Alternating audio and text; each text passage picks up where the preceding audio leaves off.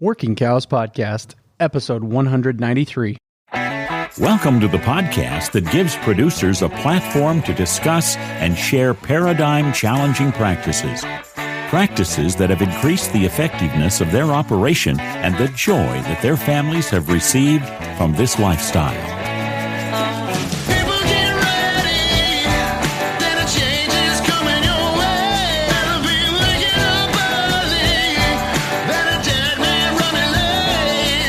Howdy, everybody. It's Clay Connery, host of the Working Cows Podcast, here with another episode for you guys, powered by the Global Ag Network.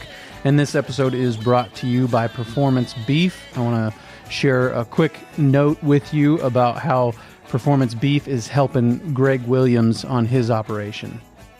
How do you manage data for your cattle business? Pen and paper or complicated programs?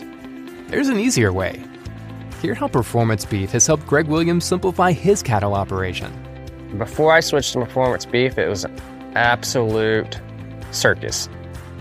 It was a cobbled up, pen and paper, didn't know where I was setting, mess.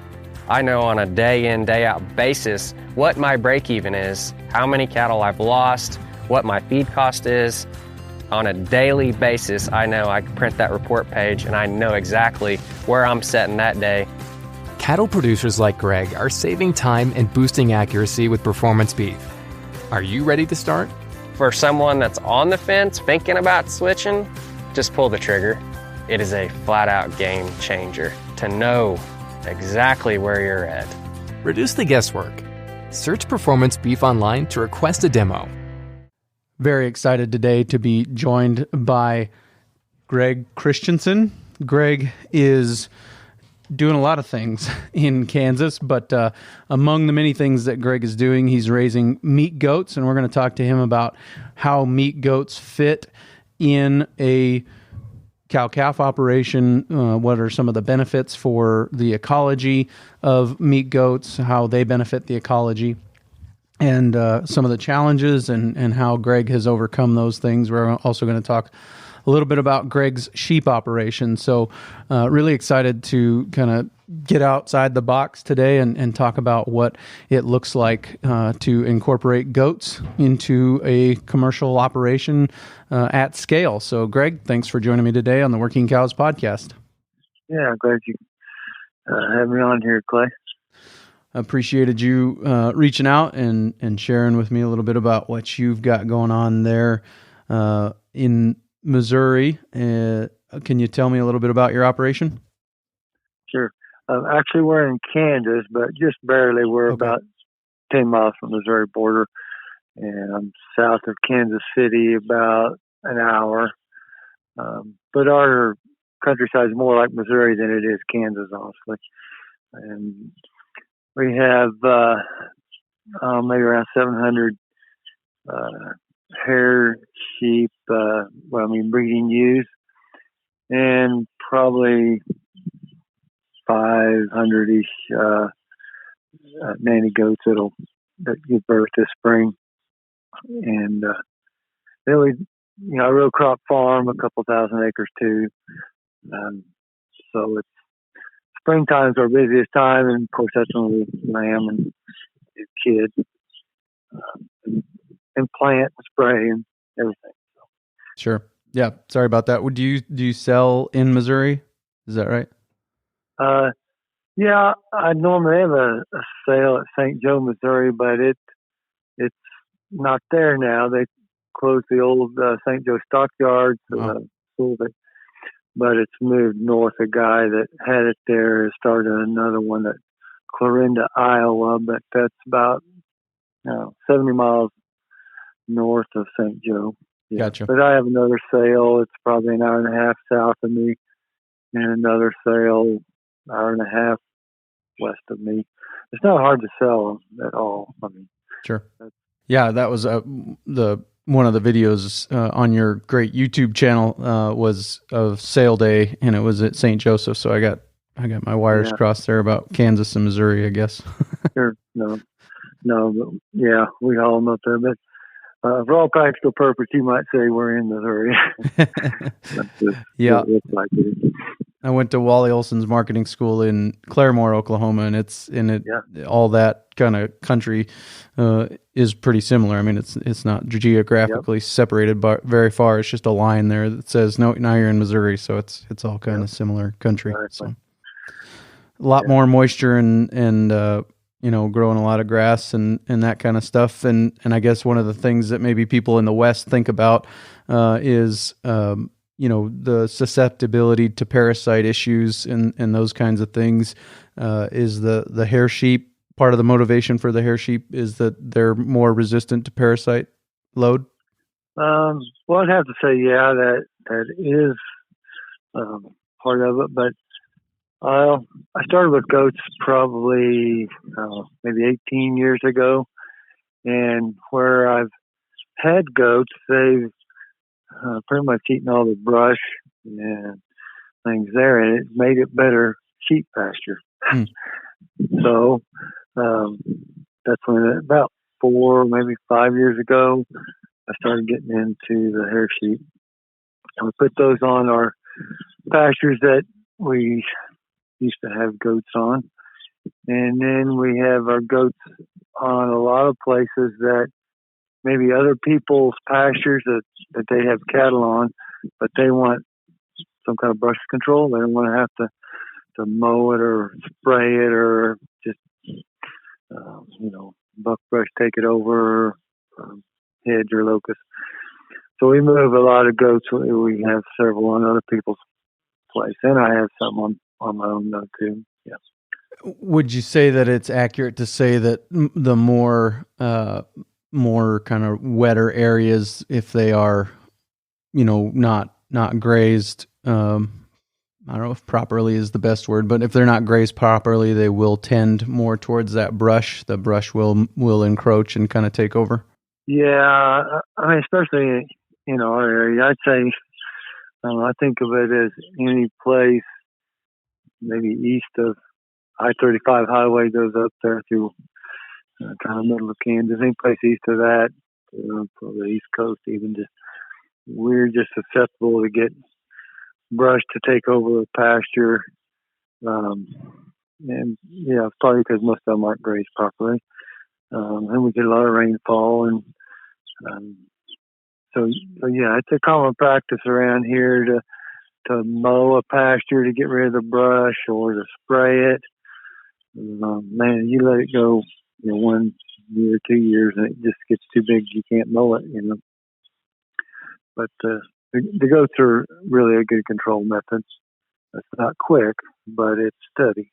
What kind of timeline do you think of as far as getting, you said turning that into sheep pasture over that period of time?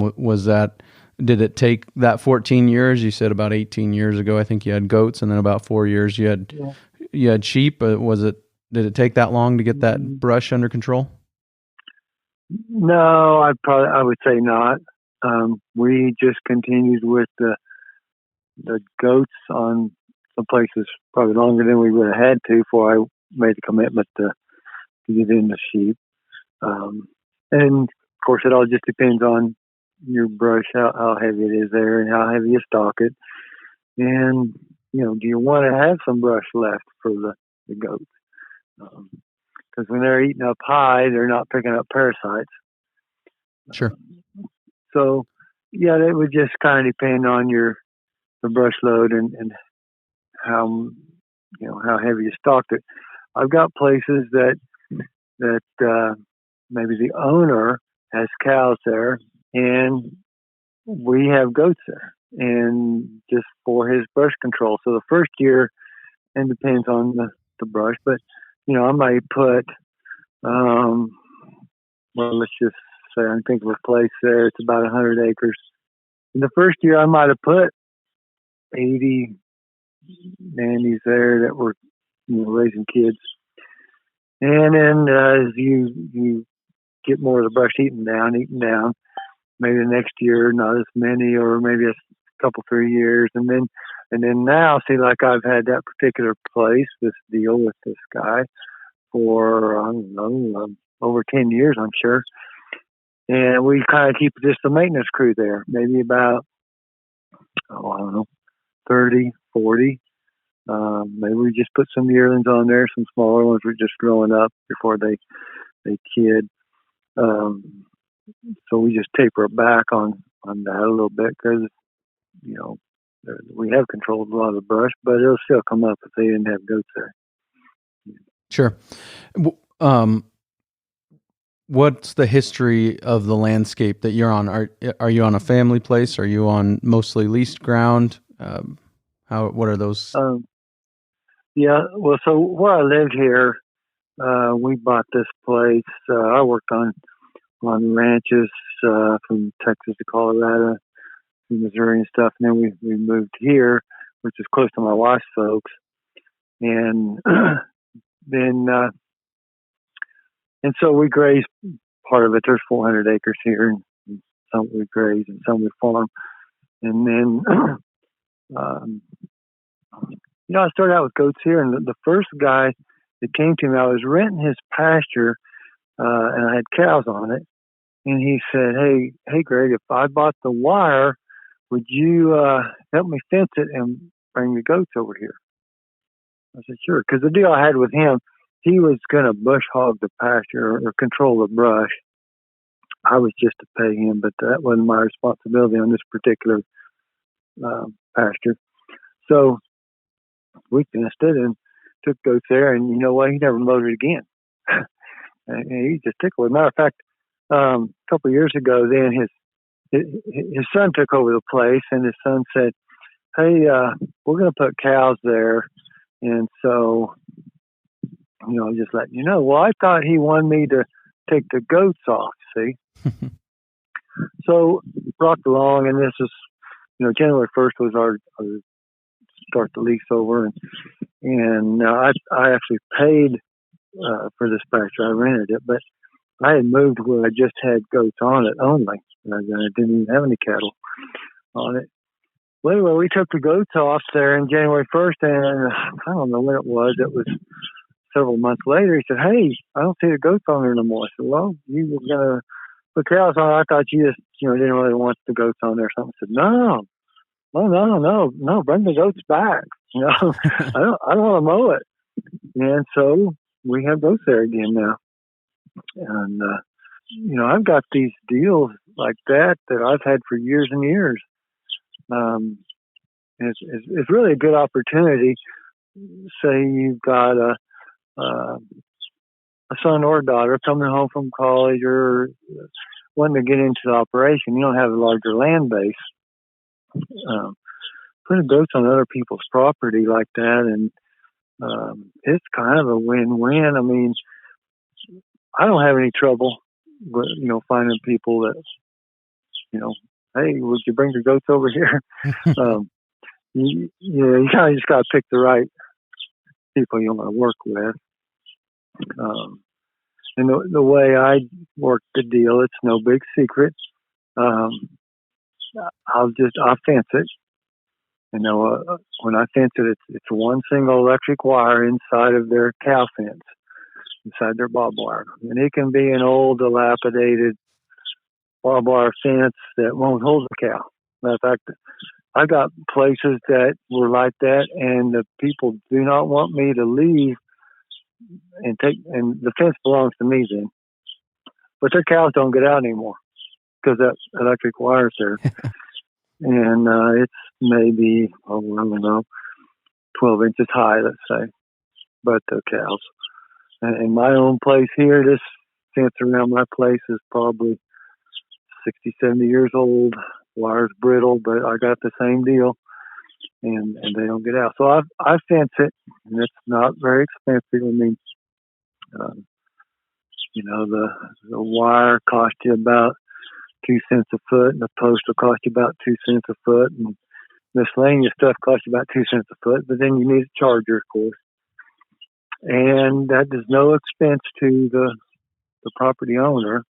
I want to do it, so I know I'm responsible to keep the goats in. So I want to make sure it's done right. I just learned ways, of course, you know, when you do anything to do it. And basically I just make it easy for them. They don't have to do anything. They don't pay me, and I don't pay them. Mm. I know some people with goats get paid for grazing and different things. I hear those deals, but in my neck of the woods, that's probably not going to happen. And the fence is critical and things, but it works, and they're happy, and I'm happy. And when winter time comes, sometimes we're both feeding hay, and I just sort of know. I'll tell you, I got 100 goats there, and I sort of know how much 100 goats eat, and I'll take hay out, and if his cows eat some of my hay, and my goats eat some of his hay, we just get along. So you got to have somebody that you can work with. And sometimes they can move theirs to another paddock or something, and once in a while we'll even move our goats home here, depending if they're too far away. We don't want to hay them.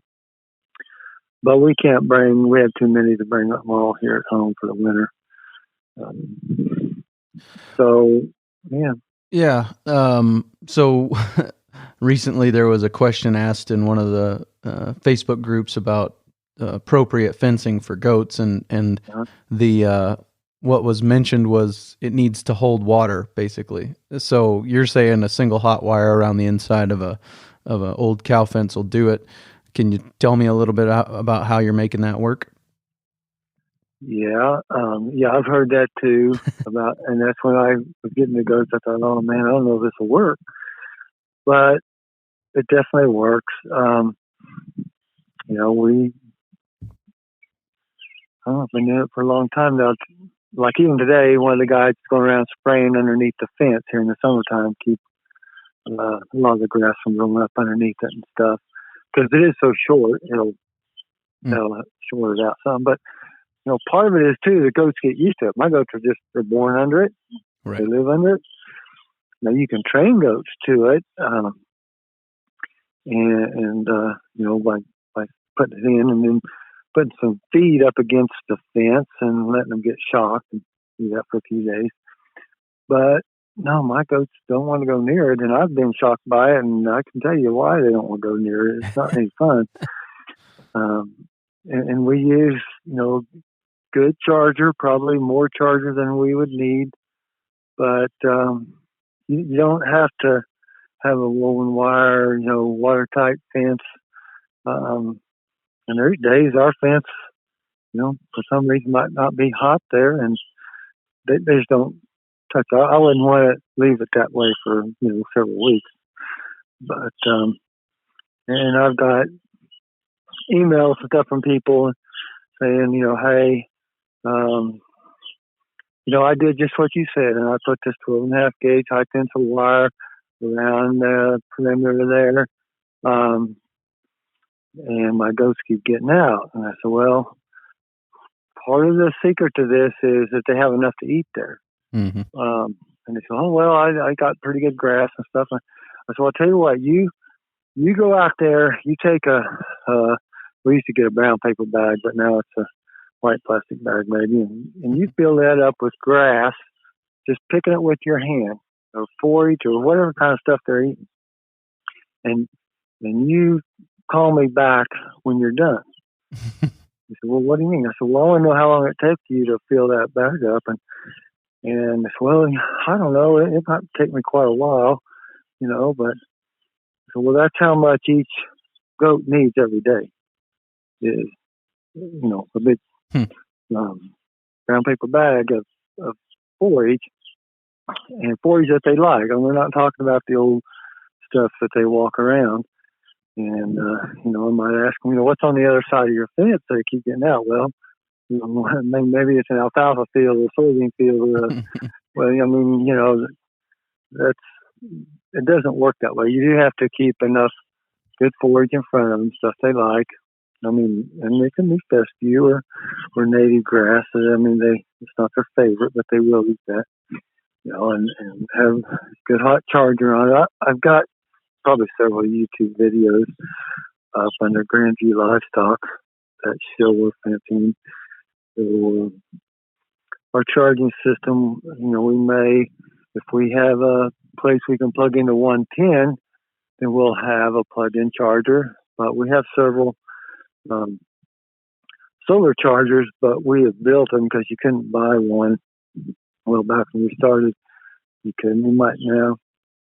You couldn't buy, more than, like we're using maybe a 12 joule charger. So it takes a bigger solar panel. So we just build with the solar panel and the box and put a controller in it. And, that might cost you $1,000, but, it's going to last you several years. So don't be afraid to spend money on a charger. Here at home, I don't know how many miles of wire we would have under this charger. It was a 20 joule charger, but then I had to get it fixed here last year, and I sent it to a guy up Excelsior Springs, Missouri, I believe, that fixed them. I just found him on the internet. Mm-hmm. Well, when he fixed it, I said, "Hey, can you give that thing more power?" Oh yeah. So when I got it back, I talked to him. I said, "So how much power it have now?" He said, "Oh, I don't have no way of testing it. It might be twice as much. It's going to be at least 30 to 40 joules, Oh, okay. Well, that's perfect. Extra charge behind your wire is just a peace of mind. But honestly, we seldom get a goat out. And there's places that we have 2-wire fence where maybe we don't have a back fence.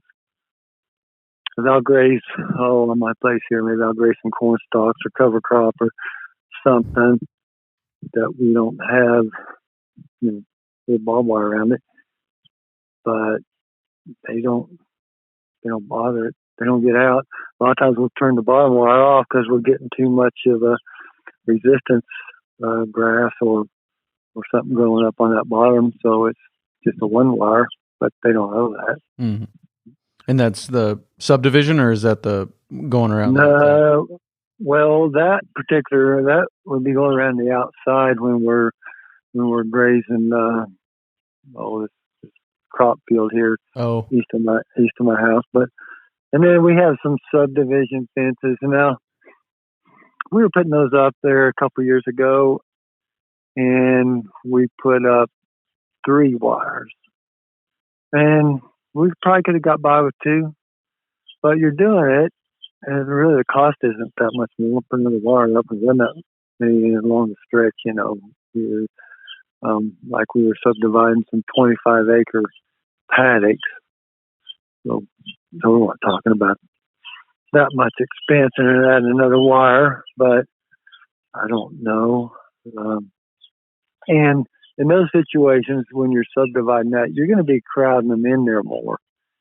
See, part of making that work is maybe you're not pushing them, you're not crowding them. So when we go through these paddocks here at home, that might be a little 5-acre subdivision, and we'll have 300 combined nannies and ewes with their lambs and kids, and have them on that for maybe a couple of days. Well, when you got them that tight, you're going to need a better fence. Does that make up the animal units on your operation? The ewes and the goats. There are no cows that you're managing yourself. You're coming to other people's places with the goats or the sheep, and they've got the cows there. Actually, we have cows. We sold way down our cow herd. We probably had about 60 cows and a couple other pastures they went on, but some were here at home, and we rotated them through here at home. But then this year come along and we wanted to keep more sheep and goats. Just bluntly, it's because of the profitability of them. And so, yeah, we sold, I don't remember, like 50 or 60 cows, and we've got 4 here waiting on them to calve, and then we'll sell them. So like right now in the springtime here, you got plenty of grass. It just blows up and you can't keep up with it. And so I'm thinking, man, we should have kept more of our cows. But I know how it gets in July and August, and it's like, oh man, we don't have anything. You hope you don't have to start taking hay out, because it's been times you've had to. But so no, we've had a lot more cows than what we do now. Sure. And what percentage of the land that you're grazing is that kind of leased land, or so to speak, grazing, with or behind or in front of somebody else's cows? Maybe half. We've got a place a guy has, and there's 700 acres there, which is unusually a big block for this neck of the woods. But we've got about 400 acres of it under goat fence. And that's split up within an 80, 160, and another 80 that we kind of rotate through with his cows. He's got a couple hundred cows on that maybe.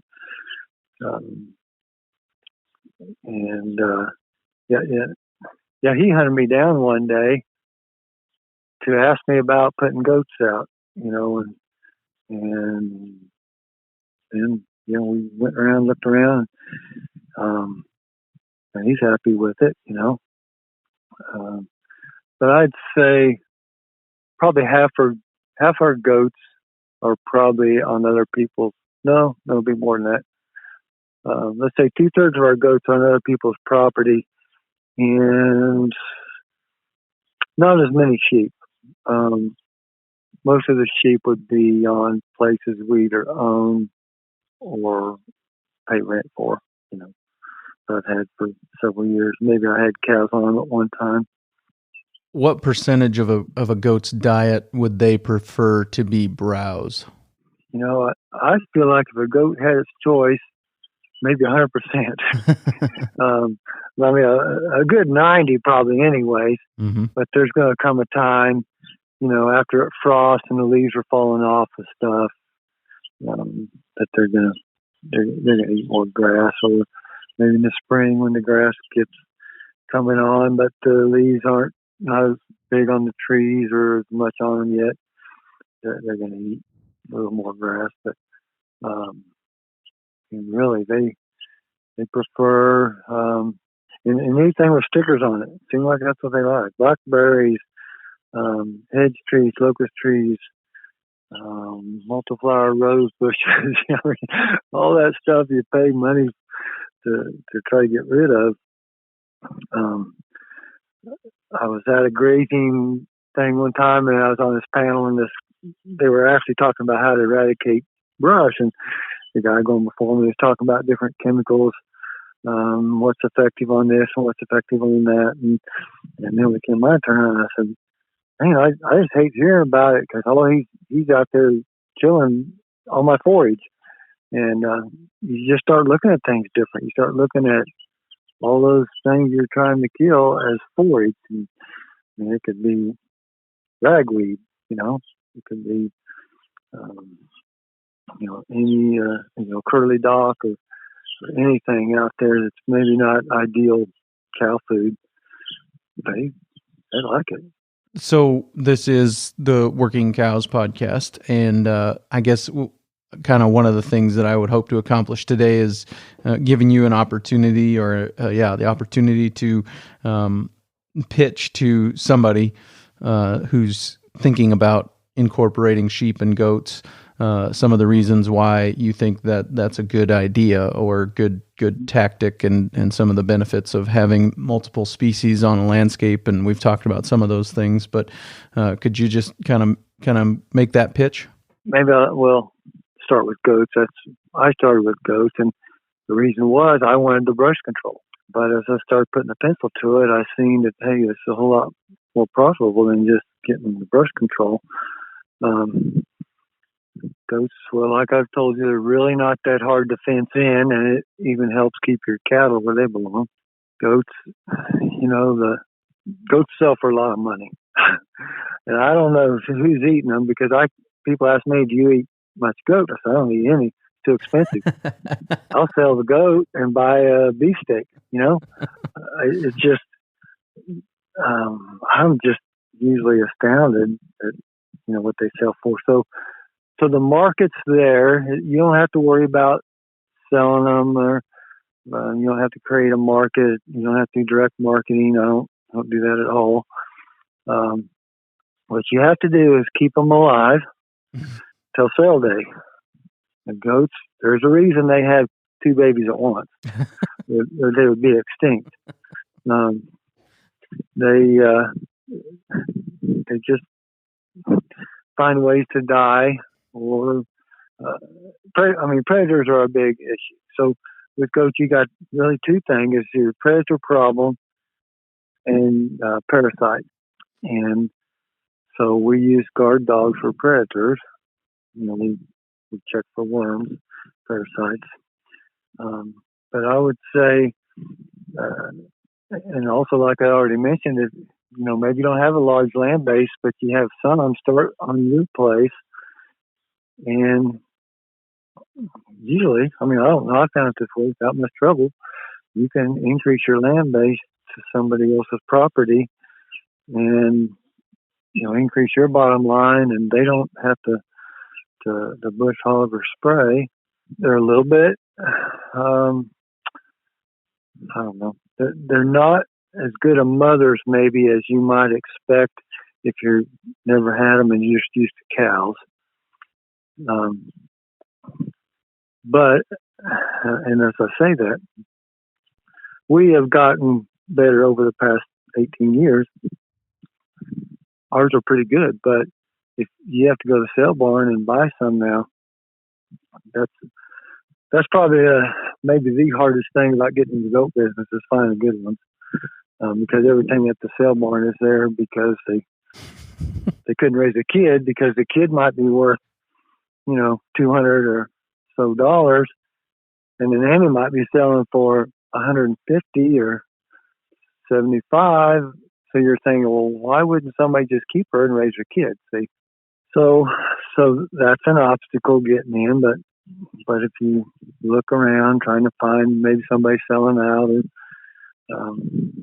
somebody that raises them like you want to raise them, is always best. But many people get a hold of me all the time, want to know if I've got any for sale or know of anybody, and it's a hard time to find good ones right now. But usually in the fall, winter, maybe you can find somebody who's tired of them, doesn't want to winter them. But I think it's a natural fit for somebody that has cows and has to spend money eradicating brush every year. A little bit of fencing. Do you do any kind of genetic selection? You talked about the fact that they've been born under this hot wire management regime, and they know this is the boundary and we stay in it. Do you do any selection as far as parasite resistance or anything like that? Once you get, I used to think I was going to see, and once you get past a couple hundred goats, it's just really difficult. Like, I don't tag anything at birth anymore. It got to be where it didn't mean anything, because I go out and I tag this kid as it belongs to that nanny, but maybe she's got another one laying off somewhere. I don't even know. Sure. And I end up with so many kids not tagged and duplicate number. It was just got to be, and so I got no way of knowing what nanny pairs up with what kid. Right. So for me to do any genetic selection, and I don't. But there's natural genetic selection that goes on, if you know what I mean. Yeah, sir. The ones that survive are going to be the good ones, and the ones that don't, and everybody has those, and they're going to be the ones that don't breed anyway. So yeah, over time you'll produce some that just fit your, I call it they fit my mismanagement style. They're still here. They're still alive. They still got, kid on them. And I don't care if they only have one kid. And I wouldn't know if they had two or one anyways. Yep. So when I get them in, I don't even know how many I got out there right now as far as kids. But here in, let's say by the 4th of July, around there sometime. We'll bring them in. You got to castrate the males, because much after that they'll start breeding the moms out there. See. Yep. And so we'll get them in, and we'll get a count then. But that's the first time that I'll know. I mean, you'll get a suspicion, but did we get 1.5% or how good we've done or not good. So I guess to answer your question, I don't do it, but nature does it for me. And I don't know if that's the best, but that's the way it gets done. Yeah, no, I appreciate that. Do you treat for parasites then? Yes. Anytime we bring them up, so say we're going to castrate, and they're coming up here. We have an alleyway kind of fixed up. I mean, I bought it, and it's and we run through there. We check their eyelids every. I don't care if it's a kid or a mom or a buck or whatever. And it's called thermatia. And if their eyelids are kind of pale, and there's an eye chart, but after a while you look at so many, you just sort of know. And we worm off of that. We don't worm anybody that doesn't need it, because you're going to run into your wormer resistance, fairly quickly if you just go through and worm everybody, which is what we used to do, years and years ago. But that's kind of the latest. Is you use this thermatia score and worm the ones that need it, and so we use 3 different wormers together. I mean, when I say together, we don't put them in the same bottle.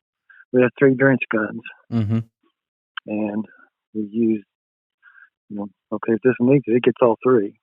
It doesn't just get one because it's not really too bad. No, everybody that needs it gets all 3, and so, and that's there's a guy, Dr. Kaplan, which I heard speak at a deal one time, was talking about that, and so I've just followed that regiment. And it will also help keep you from getting resistance built up to one particular wormer. Sure. It used to be recommended we use one, and then when it's no good, get resistance, we use another one. But no, he proved and has statistics to show that no, you use all 3 of them together, and you will probably break some resistance that you have and keep from getting resistance quick. Because there's just nothing. After you get resistance to the 3 major types of wounds, there's nothing really left to give. Right. What percentage of them are getting a wormer at an average run through the alleyway? Mm-hmm. I would say on goats, now this has been a really wet spring, and that's going to make a difference, of course. But when we come in to do this the first time, let's say it's, end of June, I wouldn't be surprised. It could be half of them, which would be more than maybe on a normal year, but it's been wet. And the worms will really pick up. See, the nanny, when she kids and is milking, they're more susceptible to worms. They have less resistance. And so that's probably our heaviest wound load of the year. And then any other given time, so say we're in, I don't know, 1st of September, we're weaning the kids, and we'll check them. And it's not going to be that many. It might be, let's just say a third. Now, sheep, our hair sheep, and ours are mostly Katahdin. Honestly, it's rare that we worm a ewe. I'd say we might get, let's say it's the same time of year, end of June, same situation. We might get 1 or 2 out of 100. I mean, not that we'll be at 0, but they just seem to be able to stand it. Now, the kids, or when you wean them or something, are more susceptible just because of the stress and their body size. And so more of them would probably get weaned, let's say get wormed. Let's say we weaned them, and it's now I don't know, October. Maybe 1 out of 10 of those lambs. The goats is going to be higher than that. It just always are. What percentage of the year would you say your goats are? And I don't know a better term for this, but you mentioned earlier you don't pay them, and they don't pay me for the goat grazing. What percentage of the year would you say your goats are neutral grazing? Well, they stay on most of those places. They stay there all year long. They kid there. They stay there. We wean the kids. They stay there. They need some hay in the wintertime. They stay there. So, we got those deals. Now, if there's we have some that's, I don't know, 8 or 10 miles away from home. It just gets to be a hassle taking hay that far and such. And he's usually got some cows there that he's feeding. We just bring them home. We've got room just to stack those here. But most of the places, they stay there all year long, and I've had those places for several years. We've done it that way, so it makes that end of it pretty cheap. Right. How much hay do they eat a year? Do you got any idea? Normally, let's say we wouldn't start feeding much until January. Hopefully the place we have, whether it's our own or somebody else has enough, stock fescue or stuff that's growed up there till January. And then, so we got January, February, March, and maybe part of April. So let's say it's 100 days, might be 120. I kind of just figure 4 pounds a head per day on that nanny, but it may not be quite that much because they don't just jump on full feed, January 1st, and then grass will start greening up and they'll eat less and less hay in the spring. I actually have a spreadsheet, and I have some of those figures on that I've sent to people. And well, you're probably familiar with On Pasture. Mm-hmm. I think she had that up last week, and then you can download that off of On Pasture's website too. Kathy, she put that spreadsheet up, and anyway on there, and you can change that number. So I've got a number plugged in there that I kind of use, but you can change that number and you can change your cost, and maybe you're feeding them a little bit of grain or something else. And one of the nice thing about goats and sheep, now we only kid once a year. And so, we're kidding, we're weaning that kid. Let's say it's it could be 1st of September or something, whenever we have time. So that nanny has a long time. She's not going to breed back. We're not going to breed until about the 1st of December. But she's got a long time to get in good body shape. We're not like with a cow. You're kind of scrambling trying to get enough nutrition in her so she'll breed back. She's still got a calf on her sucking. It's 9 months gestation. So she can go to more like 5 months. So you've got a considerable length of time there that they're just raising themselves and doing nothing but eat and brush for you. So that really helps your breed back. And then they can go in the winter in better body condition and not require as much feed to keep them there. You know what I mean?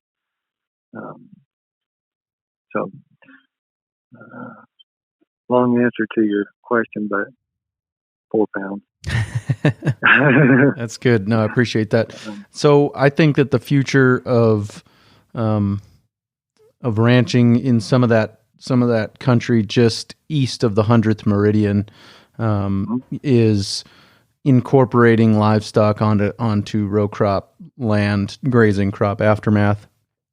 I think that the future of livestock in those areas specifically is probably somebody who is a facilitator between the owner of the livestock and the landowner, and who's there adding their management to that scenario, moving the cows regularly, to and kind of those kind of things.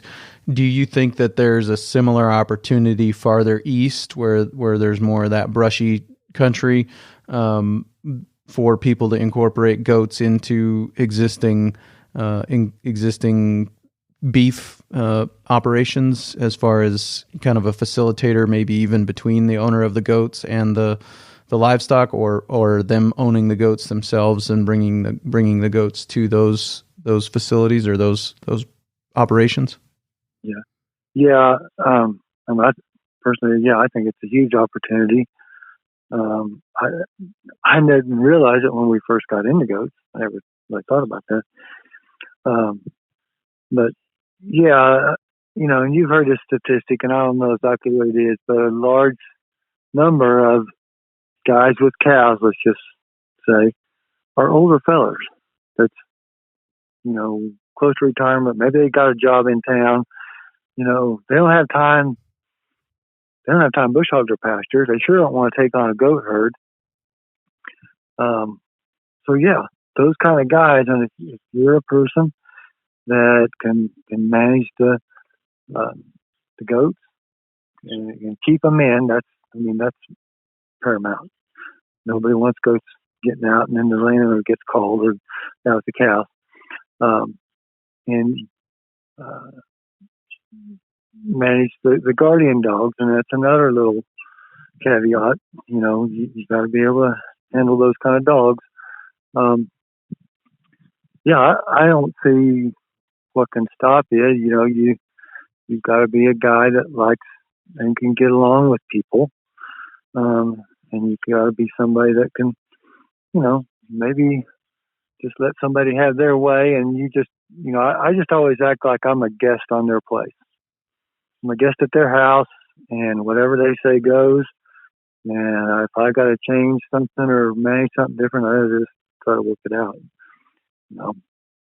So yeah, I think it's a great opportunity for somebody like that.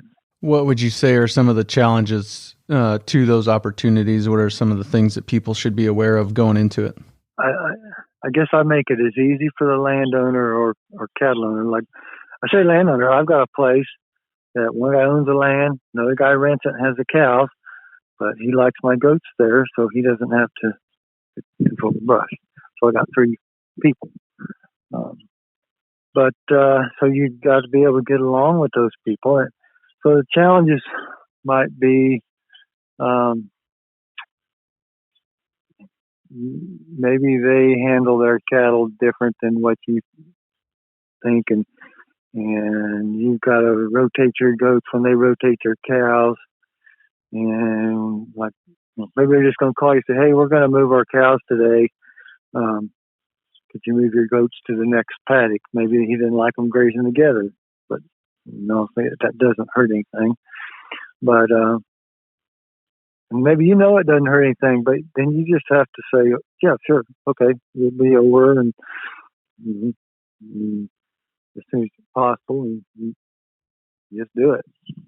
We keep up the electric fence, so if his cows are around some of that electric fence and his cows are that short, maybe there's a short in the fence. It's not really where your goats are, but you still need to go take care of it. So you just gotta be, I guess, just think like you're a guest on that place. If it comes to feeding hay and something like that, you'll just have to work that out. If your goats and his cows are in the same place, maybe talk about it ahead of time. I don't have any written agreements with people I have this business with. And some people say, "Oh, you should always have written agreements." And, maybe they're probably right. Sometimes, though, I think, you know what? I don't know if I want to have a written agreement. I mean, if there's somebody that I feel like somebody came to me and maybe I had a written agreement, and they say, "You know what? This isn't working out. I want you to get your goats off there." I said, "But we got a written agreement." Well, even if I got a written agreement, I probably don't want my goats there anyway. I'm probably going to say, "Okay, we got a written agreement." So I'm not sure what good it does you. Just try to be that guy that they want your goats there. I try not to infringe upon their grass. If it's drying up and there's not enough brush, those goats going to eat some grass. Maybe I'll take some off there. Maybe I'll take them all off there. Because I want to work with them next year. So yeah, that's a drought would be about. You just have to manage like you're a guest at their place, and it might hurt you worse than it hurts them. But they're making land payments. Well, Greg, I appreciate your time today. I will have links in the show notes page for today to your YouTube channel, to grandviewlivestock.com, and to your spreadsheets that were recently on pasture.com. Anything else that you would like me to put there at workingcows.net/193? Well, and I guess I sent you a copy of the book I did. Yes, sir. Did I? Okay. Yeah, and if that would help somebody, I wrote that, I think it's 2015. Some things have changed, but maybe give somebody more of a real life what to expect in a goat business. I mean, don't expect to kid twice a year and have 2 kids every time. See, those kind of things. So, but no, that I appreciate you having me on here, Clay, and I hope we can help somebody. And again, I feel like it's a good opportunity. Yeah, so. Absolutely. No, I do. I think that there's a lot of opportunity if we're willing to, just think outside the box. I guess that's the thing. There's a lot of social pressure that comes with, you want to have this many acres and this many cows and this color of cows. And a lot of those things, we end up falling into those industry pressures and paradigms, and the industry has gone towards a lot of things that don't keep profit in mind. They keep yield in mind. And I think that, getting outside of that box and being willing to think open-mindedly about the different opportunities can be a very profitable exercise. Yeah, I mean, you're exactly right. And there are those. I don't know. I was always a cow guy. Grew up. I mean, I didn't grow up. I worked on ranches all through the Midwest and things. So, but I kind of like goats, and I like the sheep too, and they don't run over me. Yep. No, we've had sheep for just over a year now, and I bought a goat at a benefit auction one time, and he's out with our sheep, and then we had a neighbor's dairy goat that we've been milking because they couldn't keep up, and she's out with our sheep now, and we bought a dairy goat kid from them too, and I've been grazing the sheep and the goats through some sagebrush areas on my place, and about the time the sheep are done eating the grass in that place, those 3 goats have the sagebrush stripped, and so we move them on to the next place, so it works out. Yeah, I didn't know how they do on sagebrush. They eat it. I don't know how they do on it. They eat it. Well, I mean, if they eat it and like it, it's probably got a lot of nutrition. There's a lot of weeds that have a lot more nutrition in it if you get to looking at it. So right. I'm sure sagebrush is like that. Yeah, it's and we talked to Kathy Voth about that too. It's about, opening up that palate for those critters, be they cows or sheep or goats. You just gotta give them an opportunity to experiment with it, and once they experiment with it and get that nutritional feedback that this is good for me, it's got a lot of nutrients in it, they start to get a little more experimental in other places too. So yeah, exactly. All right, Greg, thank you for your time today, and we'll talk again soon. Okay. Thank you, Clay. Very good stuff with Greg, and really appreciate his time today. I encourage you to head on over to the show notes page for today, workingcows.net/193. Workingcows.net/193 is the show notes page for today, and you can check out links to Greg's operation and his book and his YouTube channel, his great YouTube channel, where he talks regularly about goats and sheep and fencing and water and parasites and all those things that he's dealing with there. And really looking forward to next week talking to Austin Troyer. So we're staying east of the 100th meridian. We were a little bit east of the 100th meridian today. We're going way east of the 100th meridian tomorrow next week for Austin Troyer, talking to him. He's in Ohio, and he's doing a lot of leasing of old strip mine land and being able to lease it for an affordable price. And we're going to talk to him about how he's incorporating sheep into that operation. So we're going to stick with that working ruminants, working cloven hooved animals theme for another week, but really looking forward to that. So we'll see you next week with another episode of the Working Cows Podcast. We invite you to visit workingcows.net to subscribe to the show via iTunes or Stitcher. You'll also find detailed show notes pages, resources from our guests, and the industry leaders who have influenced them.